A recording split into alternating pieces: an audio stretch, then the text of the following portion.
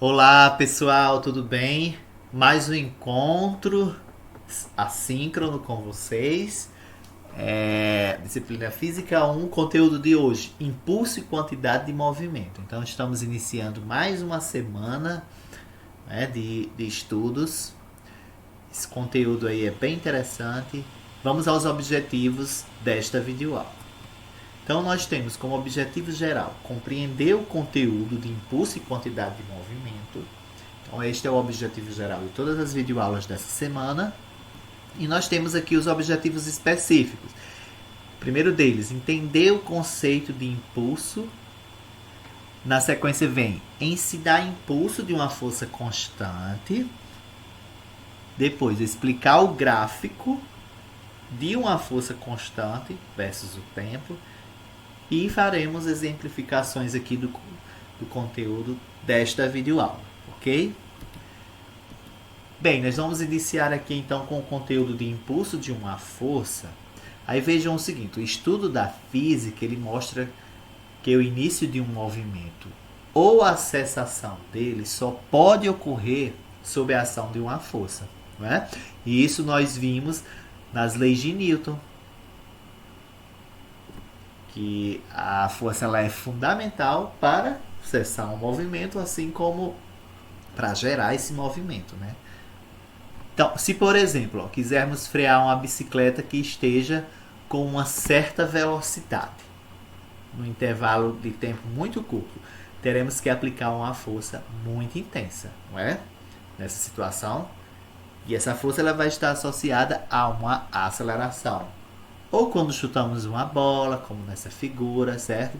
Já, por exemplo, para frear um carro que está com a mesma velocidade, no mesmo intervalo de tempo, necessitaríamos de uma força de maior intensidade, né? Não seria a mesma força de parar uma bicicleta ou de chutar uma bola. Para uma velocidade maior, a força de frenagem deveria ser maior, ainda mantido o mesmo intervalo de tempo. Essa força de frenagem aí para frear o carro. Consequentemente, essa força vai estar associada a uma aceleração, que nós vimos pela segunda lei de Newton, o princípio fundamental da dinâmica, que força, né, a força resultante, ela é igual ao produto da massa vezes a aceleração. Né? E aí essa imagem, ela ilustra justamente essa situação, né, do carro quando ele está freando, né, em decorrência de uma força que está associada a uma aceleração. Essa força ela pode, no caso, cessar o movimento ou gerar o movimento, né, de algo que esteja em repouso, e isso depende também do referencial, não é, pessoal? Bem, então, nessas condições, a força ela depende da velocidade e da massa do corpo, não é? Essa velocidade ela está associada à aceleração. Os mesmos efeitos podem ser obtidos considerando intervalo de tempos maiores, com a aplicação de forças de intensidade menor. Para analisar situações como essas, nós vamos introduzir duas grandezas aqui novas para vocês, que é o impulso e a quantidade de movimento, que vai justamente relacionar essas grandezas: força, velocidade, massa, aceleração, né, variação de espaço, também tempo, que são fundamentais aí no estudo do movimento dos corpos, né? Para exemplificarmos essas situações, onde o tempo de interação, a massa, a velocidade e a força aplicada são grandezas importantes, olha, na análise do fenômeno, vamos lembrar de uma cena que já deve ter sido vista por muitos de vocês, né? Como é uma ficção, não tem nenhum compromisso com a verdade científica, né? Com a sua veracidade. Que é, por exemplo, quando o Superman salva uma pessoa que está caindo. O tempo de interação da sua força é muito pequeno, cerca de segundos, né? Uma pessoa, por exemplo, de 80 quilos, caindo de uma altura de 100 metros, quando está a 40 metros do solo, sua velocidade seria aproximadamente, olha, Superman, de 125 km por hora. Isso significa que a cada hora ele se desloca 125 km, né? O resultado físico aqui desse valor da velocidade. Portanto, para desacelerar, olha, essa pessoa, a intensidade da força aplicada ela seria enorme, né? Nesse caso, o corpo humano não suportaria essa desaceleração, né? Então é uma situação assim muito fictícia, né? Essa situação aí do quando o Superman salva uma pessoa caindo de uma altura de 100 metros aqui, por exemplo, tá bom? Então essa é uma situação que não é possível.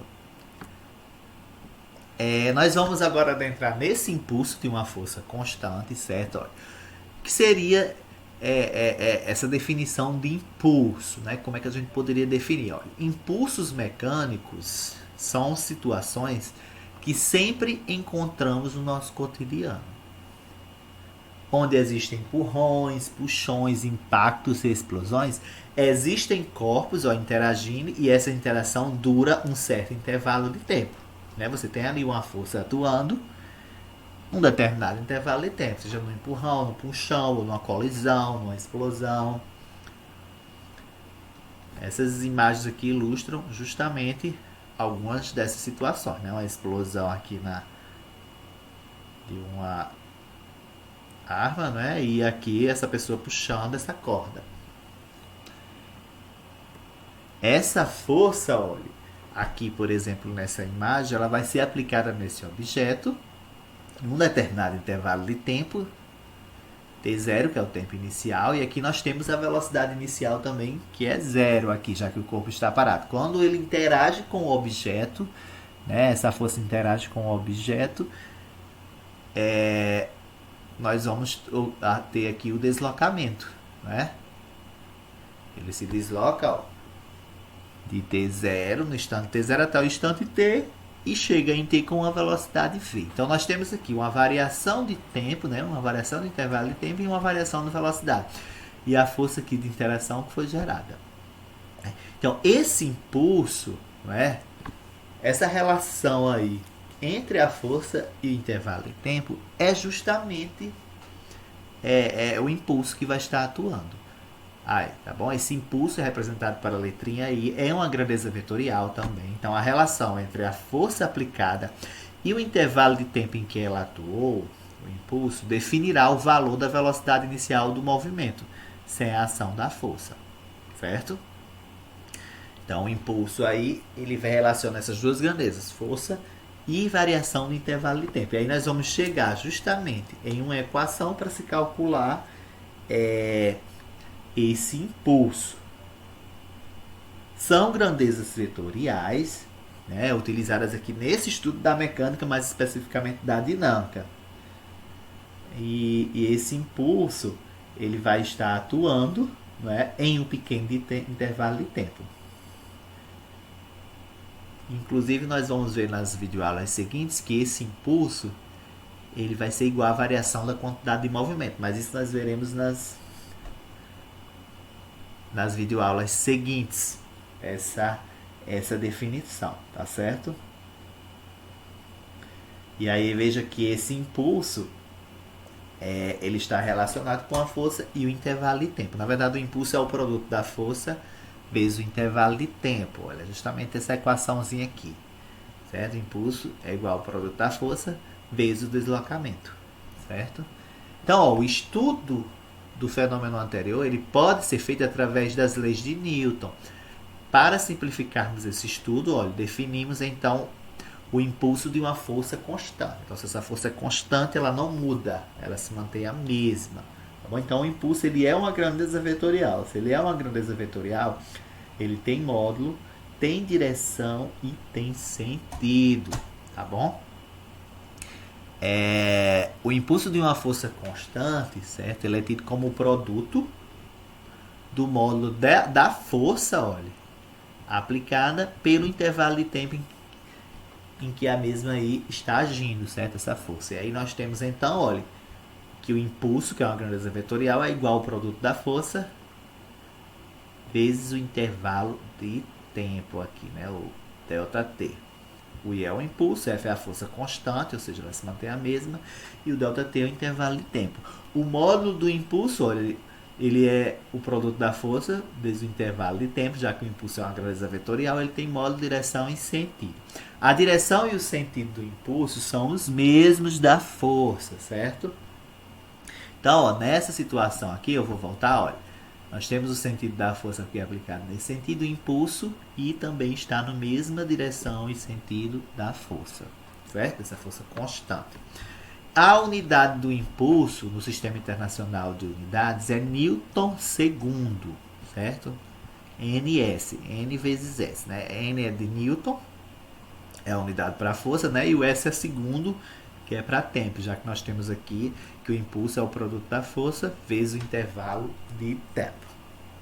Então, o impulso ele é uma grandeza, certo? Vetorial, como eu já falei para vocês, então que fique claro para vocês que o impulso ele vai ter módulo, direção e sentido. Então, quando se aplica uma força a um corpo, o impulso que é aplicado a esse corpo ele vai depender do tempo de contrato entre esses corpos, né? Quanto maior é esse tempo, né? Ó, isso a gente pode ver aqui na equação, maior é o impulso fornecido e maior, consequentemente, também vai ser a variação na quantidade de movimento desse corpo, né? Assim como o impulso é diretamente proporcional também à força, ok?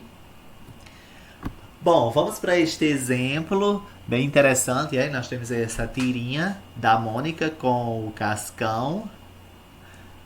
Vejamos, na tirinha abaixo, suponha que o tempo de interação entre o coelho Sansão e a bola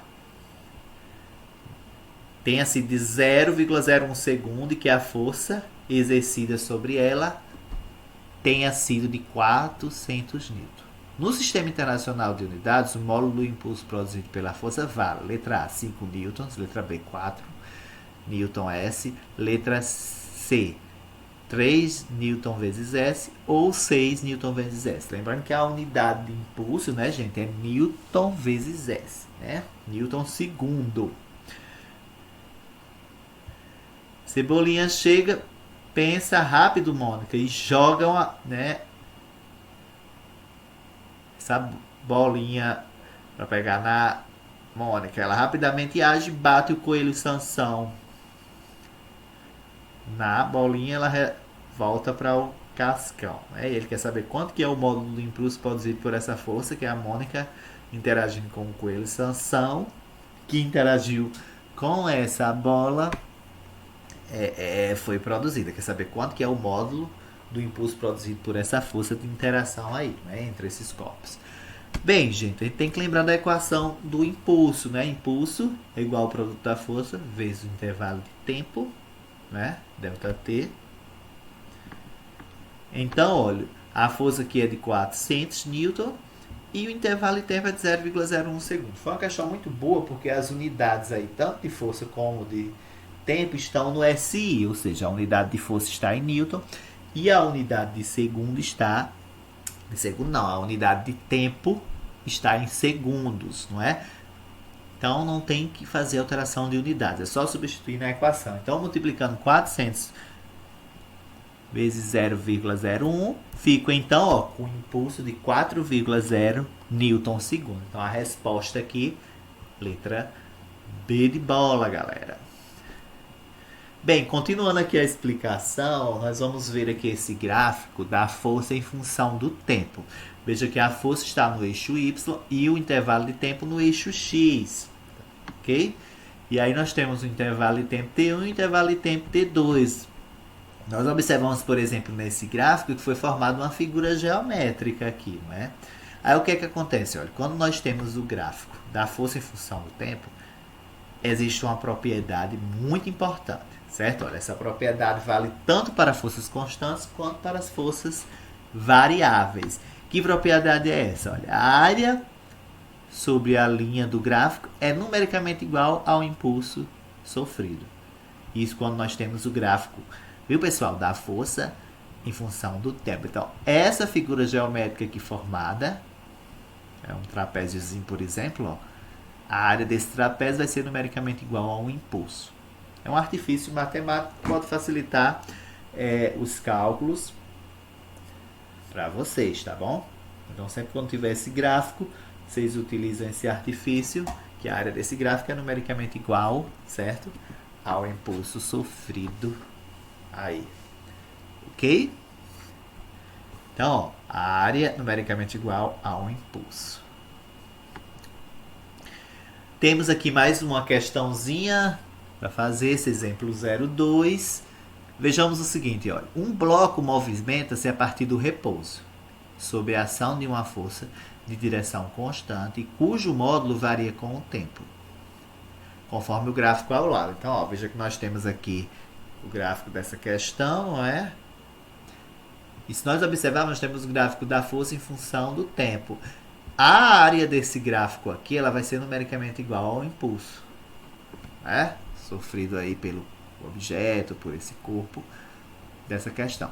E aí nós temos o intervalo de tempo de 0 a 15 segundos. Ele quer que a gente determine na letra A, olha, o módulo do impulso. Então nós podemos determinar o módulo do impulso aqui, ó, já resolvendo a questão, pela área do gráfico. Então a área do gráfico ela vai ser numericamente igual ao impulso I, né? Esse impulso que é uma grandeza vetorial. Como nós temos aqui um trapézio, olha, formado nesse gráfico, a área de um trapézio ela é igual ao quê? A base maior mais a base menor vezes a altura dividido por 2, não é? Então, nós temos aqui, ó, que a base maior é 15 desse trapézio e a base menor é 5, não é? Ó, que aqui em cima é a base menor, ó, que vale 5, e a base maior vale 15. A altura é 12, não é? 15 mais 5 dá 20, vezes 12 vai dar 240, dividido por 2, 120. Então, nós temos aqui que o impulso ele é igual a 120 newtons segundo. Esse é o módulo do impulso aqui desta questão, a resposta da letra A. A letra B, olha, ele quer que nós calculemos o valor da força constante, a força média, capaz de produzir o mesmo impulso. Então, olha, o impulso é igual a força vezes a variação do intervalo de tempo. Isolando essa força aqui, ó, nós temos que ela vai ser igual ao quê? Ao impulso dividido pelo intervalo de tempo, né? O intervalo de tempo passa dividindo o impulso. Nós já sabemos o valor aqui, ó, do impulso, que é de 120, né?